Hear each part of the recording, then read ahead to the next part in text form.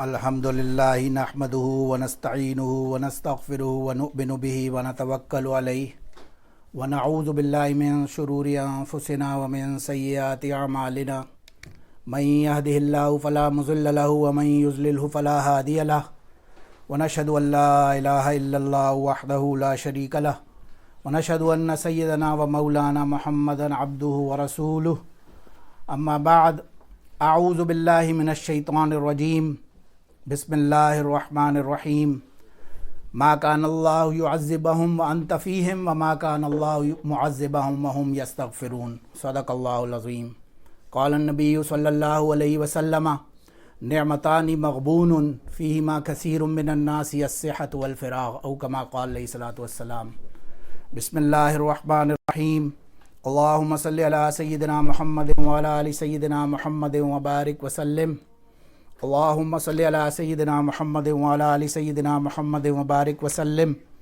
اللہم صلی علی سیدنا محمد وعلی آل سیدنا محمد وبارک وسلم۔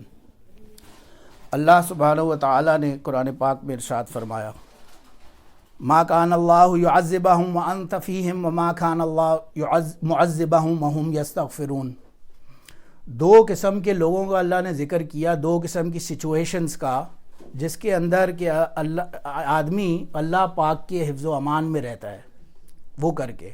ادر دین دیٹ اللہ نے فرمایا کہ تم لوگ پریشان رہو گے، عذاب میں رہو گے، کنفیوز رہو گے، ڈپریسڈ رہو گے، بلا وجہ کے پریشان رہو گے۔ کوئی بات ہوگی چھوٹی بڑی، لیکن تم ایک اندر جنجال میں اس کے گھسے ہوئے ہوگے۔ ایک صورت تو یہ ہو سکتی ہے، ظاہر ہے کہ بہت ہی کوئی بحیثیت پوری ایک گروپ آف پیپل ہیں، وہ اللہ کے کسی فارم میں عذاب ان کے اوپر آ رہا ہو، کہیں کسی فارم میں ان پہ ظلم و ستم ہو رہا ہو۔ بہت سارے مسلم ممالک ہم دیکھتے ہیں ایسا، اللہ کا شکر ہے الحمدللہ، اللہ کے حکم سے ہمارے سامنے نظر آتا ہے۔ ہمیں یہ اس بات پہ شکر کرنے کی بات ہے کہ ہمیں عبرت پھر بھی نہیں ہوتی بہرحال، مگر نظر ہمیں ابھی یہ آتا ہے کہ کسی نہ کسی فارم میں کوئی نہ کوئی، اب انڈیویجول بیس پہ بھی آئے گا تو گھر کی پریشانی، کام کی پریشانی، کوئی نہ کوئی کسی نہ کسی فارم میں کنفیوز رہے گا بندہ۔ تو اللہ نے فرمایا کہ اسی لیے ما کان اللہ یعذبہم وانت فیہم، تم لوگ صرف پریشان ہی رہو گے انلیس اینڈ انٹل دو صورتیں ہوں گی، یا تو نبی علیہ الصلوۃ والسلام اس صورت میں جب آپ کے درمیان موجود ہوں، یا دوسری صورت اپنے گناہوں پر توبہ کرتے رہو۔ اب بات یہ ہے کہ یہ اتنا اگر ہم دیکھتے ہیں سیریس میٹر ہے اسلام کے اندر۔ اگر آپ غور کریں تو آج دنیا میں کوئی 1 ارب سے زیادہ مسلمان ہیں الحمدللہ، 1.5 ارب کے قریب غالباً آتا ہے۔ پورے دنیا کو ہم سٹڈی کر لیں، جتنے بھی ریلیجنز ہیں دنیا کے اندر، اس میں اسلام سے زیادہ، مسلمانوں سے زیادہ تعداد کسی دوسرے ریلیجن کے اندر لوگوں کی نہیں ہوگی۔ ٹھیک ہے، فگرز وغیرہ آ سکتے ہیں، کوئی اتنے ہیں اتنے ہیں، لیکن آج بھی fact of the matter is کہ جتنے مسلمان ہر نماز میں مسجد میں موجود ہوتے ہیں الحمدللہ، اتنے لوگ کرسچنز سنڈے کو بھی چرچ میں نہیں ہوتے۔ That's a fact. لیکن بات یہ ہے کہ یہ اتنے مسلمان ہیں اور ان کا حال کیا ہے؟ وہ حدیث میں آتا ہے نا، مثل زبدن، کہ سمندر کی جھاگ کے برابر ہوں گے۔ ایک وقت آئے گا یہ ہوں گے تو کثرت سے، ایمپل، بہت، ان کی کاؤنٹنگ کے اعتبار سے تو بہت زیادہ ہوں گے یہ لوگ، مگر سمندر کی فوم ہوتا ہے نا، فوم سمندر کے اوپر پورا ایک وائڈ لیئر ہوتی ہے، نظر آ رہی ہوتی ہے، ایک ویو آتی ہے، ایک چھال آتی ہے، ایک وہ آتی ہے، اور فوراً پتہ بھی نہیں لگتا ہے فوم کدھر گیا۔ تو یہ مسلمانوں کا حال بیان فرمایا اللہ کے نبی علیہ الصلوۃ والسلام نے۔ ریزن کیا ہے؟ ہمارے ختم بخاری کے اوپر حضرت شیخ ہمارے تشریف لائے حدیث کی سند دینے کے لیے۔ انہوں نے کہا بیٹا تم لوگوں کو صرف ایک بات سب سے ضروری کرتا ہوں کہ عبادت گزار بنو، وہ اچھی بات ہے، لیکن دیندار بنو۔ عبادت ایک چیز ہے مگر دینداری بھی ایک چیز ہے۔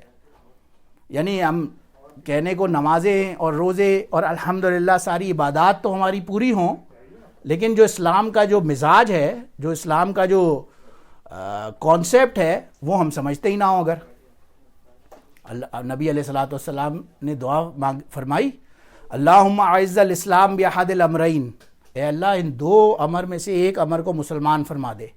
ایک عمر بن خطاب رضی اللہ عنہ اور دوسرے عمر بن ہشام، جسے ابو جہل کے نام سے جانا جاتا ہے، ایک تو عمر بن خطاب وہ کہ جن کے بارے میں آیا شیطان ان سے ڈر کے بھاگتا ہے، اور دوسرا ابو جہل وہ دیکھا جائے اگر جس کے بارے میں فرمایا کہ میری امت کا یہ فرعون ہے، بلکہ فرعون نے بھی مرتے ہوئے ڈوبتے وقت کہہ دیا تھا آمنت بربی موسیٰ و ہارون، یہ تو مرتے وقت بھی عبداللہ بن مسعود رضی اللہ عنہ اس پہ تلوار چلانے لگے تو کہتا ہے کہ ذرا صحیح طرح سے کاٹنا، میری ایک سردار کی گردن ہے، ایسے نہ ہو کہ میں کوئی غلط طریقے سے مر جاؤں۔ مرنے میں بھی اپنی پرائیڈ کو نہیں چھوڑا، ایگو کو نہیں چھوڑا اپنی۔ تو بہرحال یہ جو کانسیپٹ ہے، اور پھر صحابہ کو دیکھیں، صحابہ کا یہ کانسیپٹ تھا۔ آج ہم لوگ دنیا کے پیچھے بھاگ رہے ہیں، ہمیں اتنا زیادہ انوالو کر دیا گیا ہے ان چیزوں کے اندر کہ ہمیں رائٹ اور لیفٹ، صحیح اور غلط کی تو سوچنے کی سمجھنے کی کوئی صلاحیت ہی نہیں رہی۔ انہی چیزوں کے پیچھے ہم بھاگ رہے ہیں، مٹیریلسٹک ورلڈ کے پیچھے ہم بھاگ رہے ہیں۔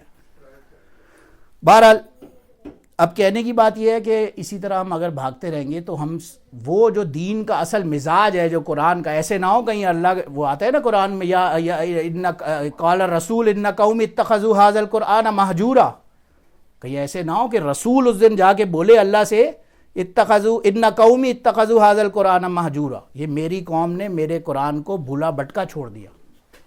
دیکھا جائے تو بھولا بھٹکا ہم نے چھوڑا تو نہیں، الحمدللہ اگر ہم غور کریں دنیا کے اندر یہ 1.5 ارب مسلمان ہیں، الحمدللہ آج بھی ہم دیکھتے ہیں پورے قرآن ہمارے سینوں میں محفوظ ہے اور ہم اس کی تلاوت کرتے ہیں اور اس کا اپنا اجر ہے۔ نبی علیہ السلام نے فرمایا ایک الفابٹ کے اوپر اجر ہے، الف کے اوپر 10 نیکیاں ہیں، لام پہ 10 نیکیاں ہیں، میم پہ 10 نیکیاں ہیں، تو الف لام میم پڑھنے والے کو بھی 30 نیکیاں تو اپنی جگہ ملیں گی، لیکن ہم نے اسی کو اپنا پورا سول پرپس بنا لیا۔ وہ دیہاتی تھا نا، بیڈوین آیا، اس نے کہا یا اللہ کے رسول مجھے ایسا عمل بتائیں کہ میں جنتی ہو جاؤں۔ انہوں نے کہا تم کوئی کبیرہ گناہ نہ کرو، 5 وقت نماز پڑھو، روزہ رکھو، زکوٰۃ دو، اور تم انشاءاللہ جنتی ہو جاؤ گے۔ کہتا ہے اس سے زیادہ کچھ نہیں کروں گا میں کچھ نہیں کروں گا۔ اللہ کے نبی علیہ السلام نے فرمایا ہاں ٹھیک ہے، اس سے زیادہ کچھ نہیں کرنا۔ جا رہا تھا، صحابہ سے فرمایا یہ دیکھو یہ جنتی جا رہا ہے۔ تو بظاہر اگر وہ بندہ اپنے اوپر عمل اس صحیح طریقے سے انجام دے رہا ہے تو یقیناً جنتی ہے، اس میں تو کوئی شک کی بات نہیں ہے، لیکن بات ہو رہی ہے ہماری سچویشن کو امپروو کرنے کی، ہم اس حال میں کیوں ہیں؟ وہ وجہ یہی ہے کہ قرآن کو ہم نے چھوڑ دیا، بھولا بھٹکا کر دیا۔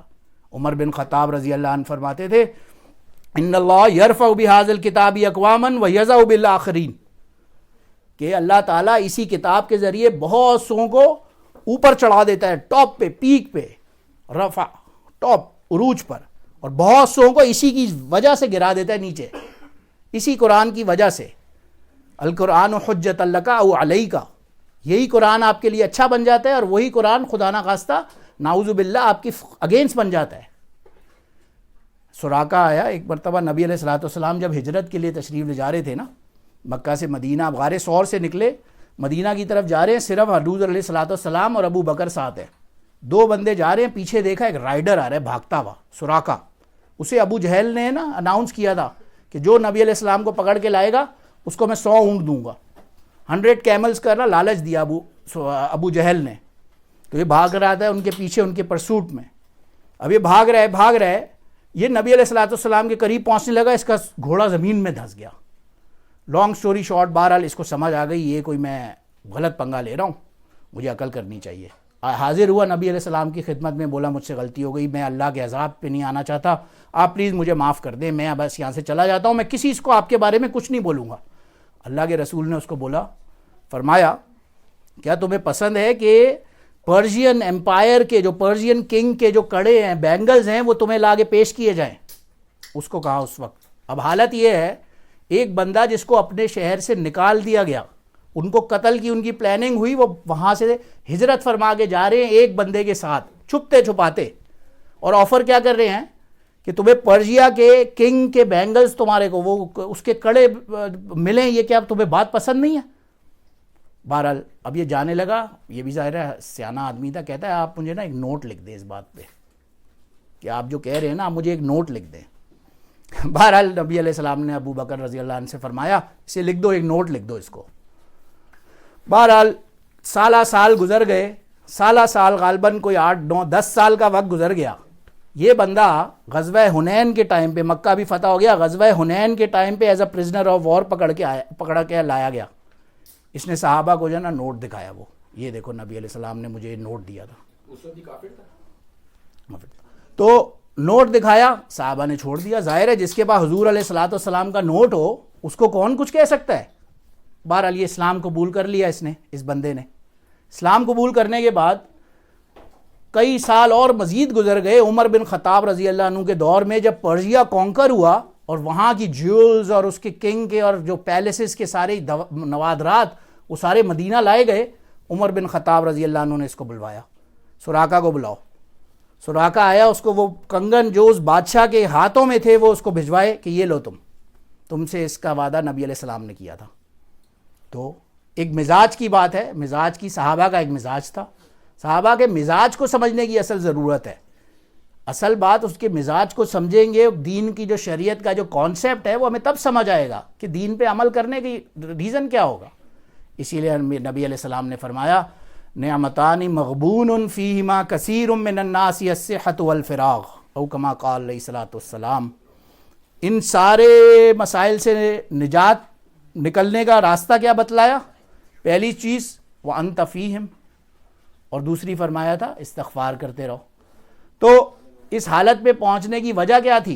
نبی علیہ السلام نے فرمایا تم لوگ نعمتوں کے بارے میں نا، اکثر لوگ، میجورٹی جو لوگ ہیں اس دنیا میں، مغبون، وہ کنفیوزڈ ہیں، غفلت میں پڑے ہوئے ہیں.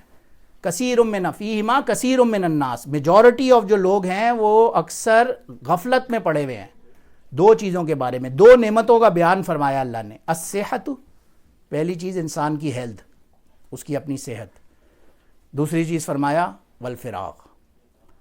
اب دیکھیں ہم نے بولا نا ما کان اللہ یعذبہم وانت فیہم، جب نبی علیہ الصلوۃ والسلام ہمارے درمیان ہونے کا مطلب ایک تو ظاہر ہے آف کورس فزیکلی درمیان ہونا، مگر دوسرا ان اٹ سیلف آپ علیہ الصلوۃ والسلام کی جو زندگی ہے، آپ کا جو معمول ہے، آپ کا جو ہر معاملے میں جو انسٹرکشنز ہیں اس کو اس مزاج کے مطابق فالو کرنے کا نام ہوگا. جب وہ ہم اپنی زندگی میں لائیں گے تو گویا رسول ہماری زندگی میں.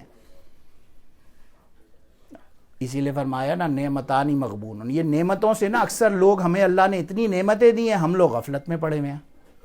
اب دیکھیں ہماری آنکھ، ہمارے ہاتھ پاؤں سب سلامت ہے، اللہ ہمیں سلامت رکھے، لیکن ہم لوگ غفلت میں ہیں، ہمیں اس کی قدر کا احساس ہی نہیں ہے. یہ نعمتیں ہیں، ایک ایک نعمت ہے اللہ کی، آنکھ، کان، ناک، پاؤں. ایک مرتبہ حج کا سفر تھا، مجھے یاد ہے گروپ کے اندر نا ہم کافی لوگ ہوتے ہیں پاکستان وغیرہ سے.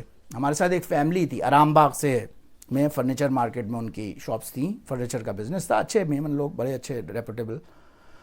تو ہمارے ساتھ وہ فیملی بھی تھی، ان کے ہسبینڈ وائف اور ان کے بچے ایک تھے، دونوں بھائیوں کے اور ایٹسیٹرا. ایک بچہ ان میں سے اندھا تھا، بلائنڈ تھا اور ڈیف تھا، اس کو نہ نظر آتا ہے نہ سنائی دیتا ہے، اس کو اشاروں سے. چھوٹا بچہ، غالباً اس کی 11 یا 12 سال ایج ہوگی. اس کا جو ویژن، جو اس کا امیج اس بچے کا ہے وہ دماغ سے جاتا ہی نہیں ہے. مینا میں ہم جا رہے ہیں، بیچارہ اس کا باپ اس کو ہاتھ پکڑ کے، یہاں تک وہ آگے بھی نہیں دیکھ سکتا، نہ سن سکتا ہے، وہ اس کو پورا سہارا دے کے پورا حج کروایا. حج ختم ہوا کافی دن بعد، حج کے اینڈ سے پہلے ایک مرتبہ طواف میں گیا، طواف کے لیے گیا، حاضر ہوا یہ حاضر. تو وہاں وہی فیملی ملی. وہ بچہ جو ہے وہ باپ سے ضد کر رہا تھا کہ مجھے خانہ کعبہ کو ہاتھ لگانا ہے. تو باپ اس کو سمجھا رہا ہے کہ بیٹا یہ یہاں حج کا ٹائم ہے، رش کا time. whoever has been to Makkah right in the middle of Hajj season وہ یہ بات انڈرسٹینڈ کر سکتا ہے کہ اٹ از ناٹ ایزی کہ آپ ایسے ہی جا کے خانہ کعبہ کو ہاتھ لگا لیں. وہاں اتنا رش ہوتا ہے کہ اس رش سے نکلنے کے لیے ایک اچھا خاصا ویل بلٹ آدمی اور ہوش و حواس والا آدمی بھی تھوڑا سا چکرا جائے وہاں تک پہنچنے کے لیے. وہ بچہ ضد کر رہا ہے کہ آپ مجھے تو ہاتھ لگانا ہے. بہرحال ہم سارے گروپ والے اور بھی جمع تھے، سارے جو حج پہ ہم ساتھ گئے ہوئے تھے. سوچا یار چلو آپ کی ہیلپ کرتے ہیں، ویل کارڈن آف، ہم آپ کو چاروں طرف سے، ہم آپ کے چاروں طرف آتے ہیں بچے کے، اور ہم سب اس کو ایز اے گروپ لے کے جاتے ہیں خانہ کعبہ کی طرف. بہرحال گئے اسی طرح سے، کسی طرح سے لوگوں سے بھی ریکویسٹ کری، سارے اچھے خاصے 10-12 لوگ. ہم اس بچے کو لے کے پہنچے جہاں پہ رکن یمانی ہے نا، اور حتیم اور رکن یمانی کے جو بیچ کا حصہ ہے، وہ امیج دماغ سے نہیں جاتا. وہاں پہ وہ بچہ کھڑا جب ہوا رکن یمانی سے غالباً چند فٹ لیفٹ سائڈ پہ، مڈل آف سم ویئر، اس نے جب غلاف پکڑا کعبے کا اور وہ دھاڑے مار مار کے رونا شروع ہو گیا. ہی ویپٹ اینڈ ہی ویپٹ. وہ بچہ اتنی دیر رویا کہ اس کے ساتھ ہم سب بھی رو رہے ہیں. ظاہر ہے ایسا حال دیکھ رہے ہیں تو کون بندہ کس کا دل نہیں پگھل جائے گا. وہ ظاہر ہے وہ بچہ سمجھ سکتا تھا اپنی حالت اپنی ہے کہ میں کس پوزیشن میں ہوں. نہ مجھے نظر آ رہا ہے نہ میرے کو سنائی دے رہا ہے.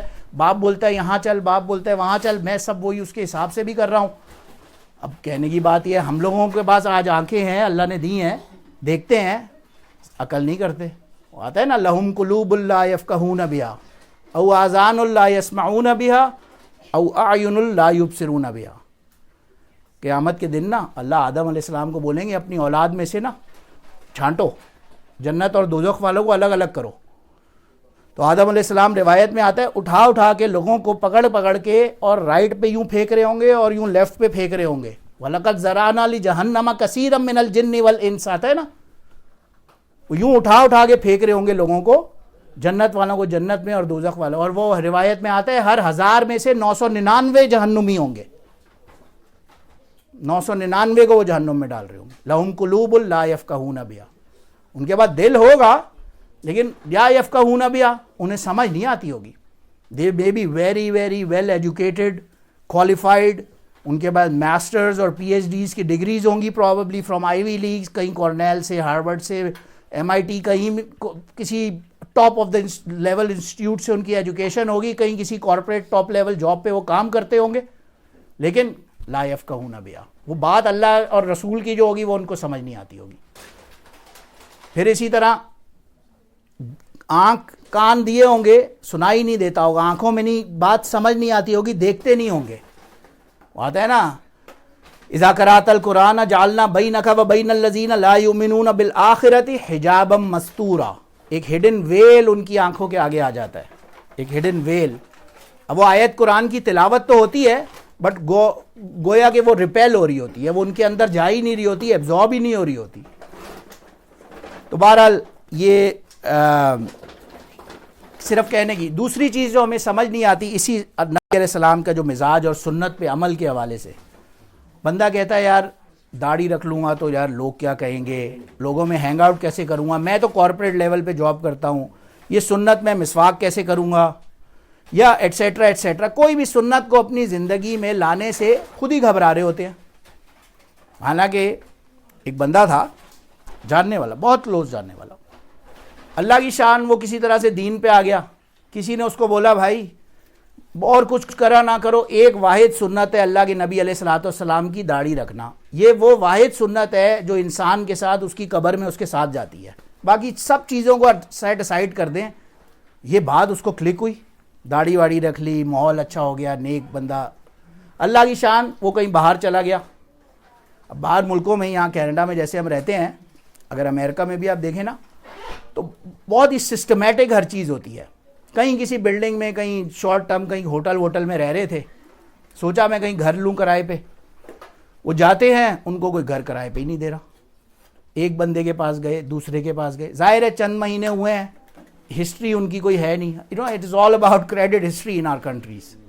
تو کریڈٹ ہسٹری ہے نہیں, گھر کوئی دینے کے لیے تیار نہیں, کیا کریں. اللہ کی شان اسی طرح سے گھر دیکھ رہے ہیں. یہی نارتھ امریکہ کا واقعہ. کسی گھر ایک جگہ پہنچے, وہاں کوئی اللہ والا تھا, اس کا گھر تھا, نیک آدمی. اس نے ان کی شکل دیکھی, کہتا یہ گھر تو میں نے آپ کو بس اسی وقت دے دیا, مجھے نہ کوئی ریسرچ کرنی ہے آپ کے بارے میں, نہ مجھے کوئی چیک کرنا ہے. آپ سب جگہ آپ کل سے میرے گھر میں موو ہو جائیں. اس نے کیا دیکھا, یہ نبی علیہ السلام کی سنت منہ پہ. یہ دیکھ, ہمیں کیا لگتا ہے کہ یہ لے کے سنت لے کے ہم جب گھومیں گے تو ہمیں خدا نہ خواستہ کوئی نقصان ہوگا, لیکن اس پہ خدا گواہ ہے, پرسنلی جانتے ہیں ہم کہ ایسے ایسے لوگ جب سنت پہ عمل کرتے ہیں تو اسی سنت کے برکت سے ان کا مسائل حل ہوتے ہیں. تو بہرحال اسی لیے فرمایا وما کان اللہ یعذبہم وانت فیہم. کیا پہلی چیز اللہ کے اس عذاب سے, اس فرسٹریشن سے بچنے کے لیے, اس ٹینشن سے باہر نکلنے کے لیے, اپنے معاملات کو درست کرنے کے لیے سب سے پہلی چیز نبی علیہ السلام کی سنت, اس کو اپنانا, اس کو اپنی زندگیوں میں لانا. عمر بن خطاب رضی اللہ عنہ ایک مرتبہ بازار سے کہیں گئے، ان کا ایک لیول تھا، ایک مرتبہ تھا، بازار سے گزرتے تھے تو لوگ دیکھ ڈر جاتے تھے ان سے. بہرحال ان کا وہاں پہنچے بازار میں ایک مرتبہ، وہاں ایک بوڑھی عورت نے ان کو روکا.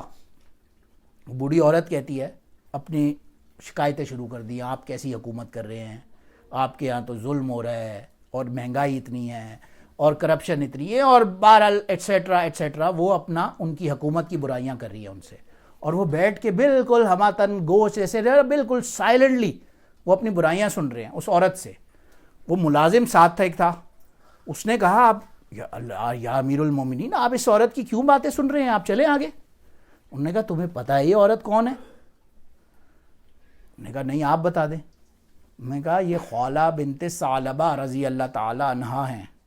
یہ وہ عورتیں ہیں کہ جب یہ فریاد کرتی ہے نا تو پھر اللہ ڈائریکٹ سنتا ہے، اللہ ڈائریکٹ سنتا ہے. قد سمع اللہ قول التی تجادلک فی سبیل اللہ الی آخر الآیات.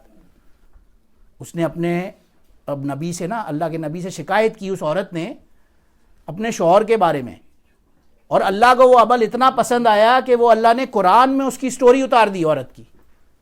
تو عمر بن خطاب رضی اللہ عنہ فرمانے لگے کہ یہ عورت جب شکایت کرتی ہے تو جب اللہ خود سنتا ہے، میری کیا حیثیت کہ میں اس کیوں نہ سنوں.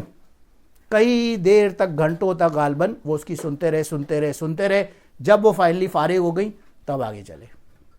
بہرحال اینی ویز اس کو just to wrap it up, اب دیکھیں مین چیز کیا تھی کہ ہم نے دو چیزوں نعمتوں کا ذکر کیا. نعمتان مغبون فیہما کثیر من الناس الصحۃ والفراغ. پہلی چیز انسان کی اپنی صحت، آج ہے کل نہیں ہے، کیا پتہ. کتنے لوگ ہیں ہمارے سامنے آنے، پچھلے سال کچھ نہیں تھا، اس سال یا کوئی بلڈ پریشر کا مریض بنا ہوا ہے، کوئی ڈائبیٹک، کوئی شوگر، کوئی ہارٹ پیشنٹ، کسی کو کولیسٹرول کا ایشو. پچھلے سال نہیں تھا، اس سال ہے، کیا کر سکتے ہیں. تو نبی علیہ السلام کا وہ دیکھیں اوتیت بجوامع الکلم، وہ بات سمپل ورڈز میں، ایک لفظ تو ایک ہوتا ہے لیکن اس سے میننگ کیسے ڈرائیو ہوتے ہیں. فرما رہے ہیں کہ تم غفلت میں پڑے ہوئے ہو اپنی ہیلتھ کے معاملے میں، اپنی فزیک کے بارے میں، اپنے باڈی کے بارے میں تم غفلت میں پڑے ہوئے ہو.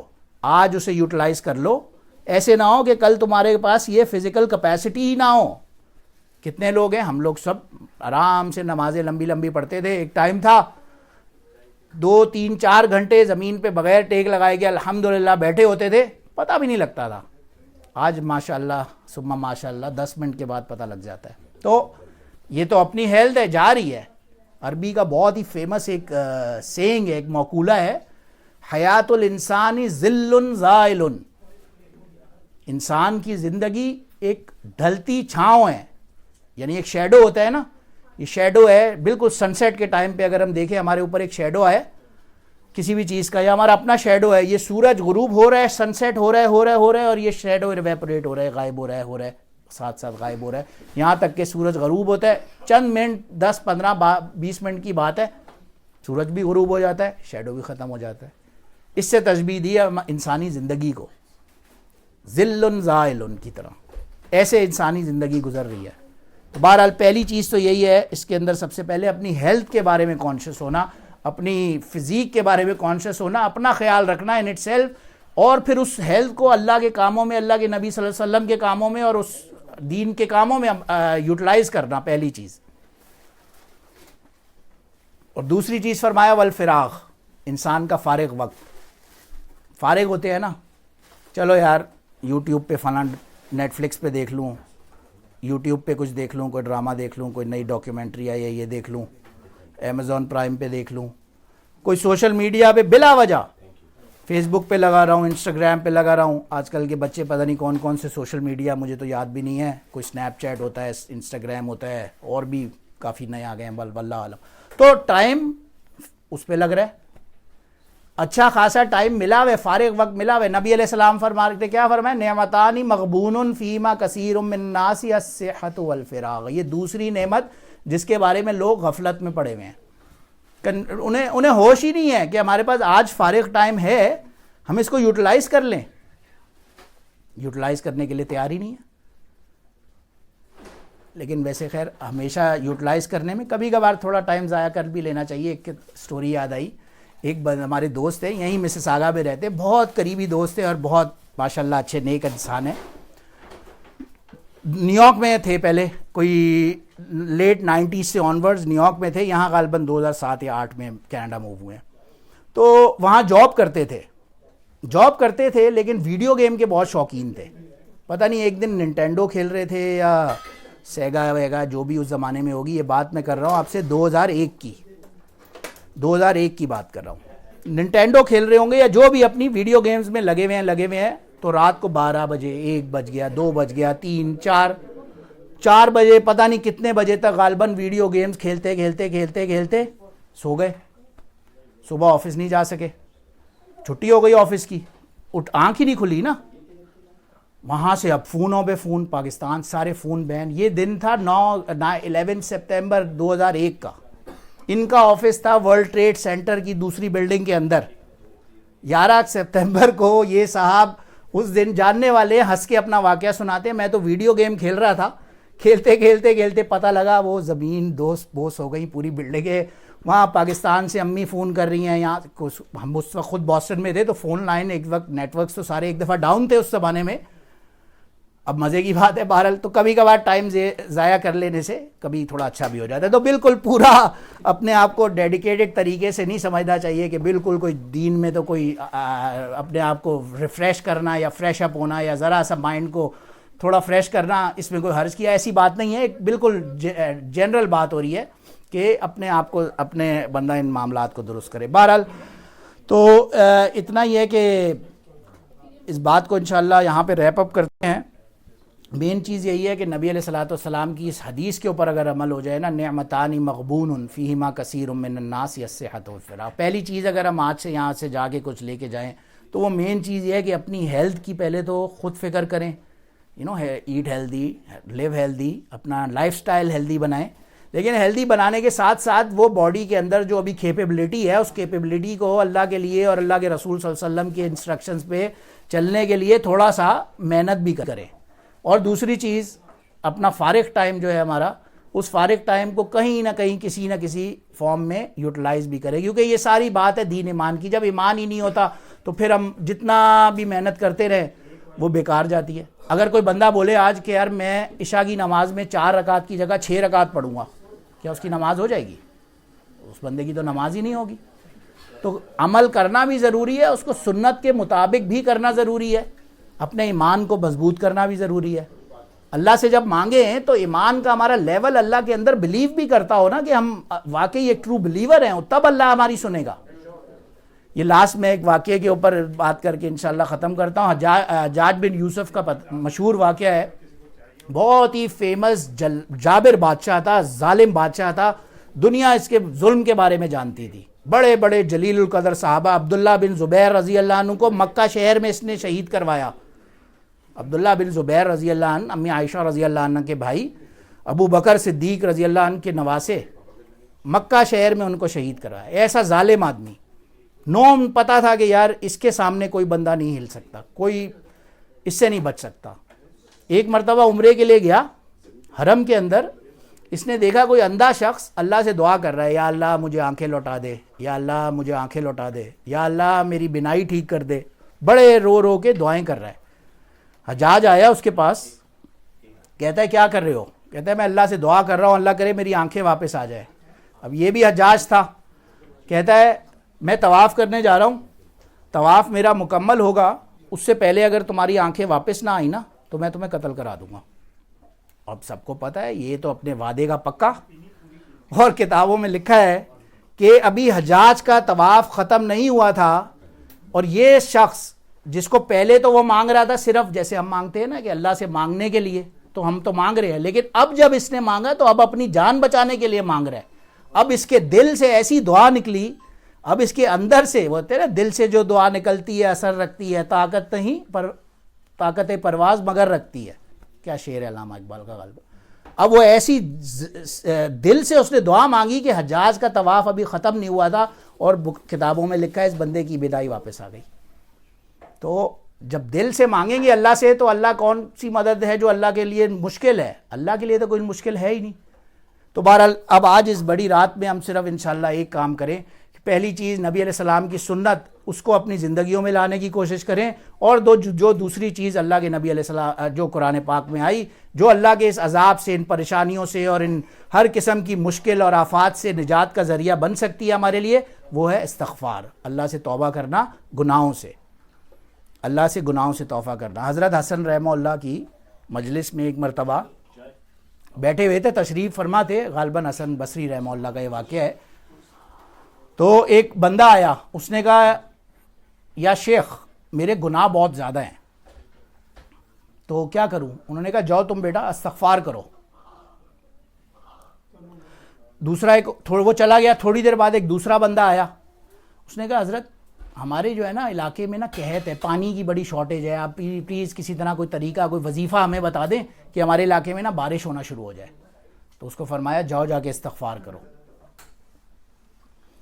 پھر ایک بندہ تیسرا آیا، وہ کہتا ہے یا شیخ مجھے نا مال کی بہت تنگی ہے، بہت پریشان ہوں، پیسوں کی بڑی تنگی ہے، کیا کروں؟ انہوں نے کہا جاؤ جا کے استغفار کرو۔ ایک اور چوتھا بندہ آیا، اس نے کہا حضرت میرے پاس نا اولاد نہیں ہے، پلیز مجھے کوئی ایسا وظیفہ بتائیں، کوئی طریقہ بتائیں کہ نا میرے پاس اولاد نرینہ ہو، یا ایٹ لیسٹ اولاد اللہ مجھے عطا فرمائے، کیا کروں؟ کوئی وظیفہ ہی بتا دیں۔ حضرت نے فرمایا جاؤ جا کے استغفار کرو۔ ایک اور بندہ آیا، اس نے کہا حضرت ہمارے علاقے میں بہت ساری زمینیں ہیں، وہ نا بہت بنجر پڑی ہوئی ہیں، اور میں چاہتا ہوں کہ میرے پاس باغات ہوں، ایسے گرینری ہو، تو اس کا کوئی مجھے ایسا کوئی وظیفہ ہی بتا دیں۔ فرمایا جاؤ جا کے تم استغفار کرو۔ ایک اور بندہ آیا اس کے بعد، وہ کہتا ہے حضرت ہمارے علاقے میں نا جو دریا تھا نا، ریور، وہ بالکل سوکھ چکا ہے، تو آپ پلیز ہمیں کوئی ایسا طریقہ بتائیں، ہمیں کوئی ایسا ورد، کوئی وظیفہ بتائیں کہ یہ دریا نا اس میں پانی دوبارہ آنا شروع ہو جائے۔ فرمایا جاؤ جا کے استغفار کرو۔ اب یہ اتنے لوگ آ رہے ہیں اپنے اپنے مسائل لے کے، اپنے اپنے مسئلے لے کے، اور ہر کسی سے حضرت شیخ فرما رہے ہیں جاؤ استغفار کرو۔ ایک شاگرد اٹھا، اس نے عرض کیا ہے شیخ اب میں دیکھ رہا ہوں کہ جو بندہ بھی آتا ہے آپ اس کو وظیفہ ایک ہی بتاتے ہیں استغفار کرو، جبکہ مسائل تو ان کے الگ الگ ہیں۔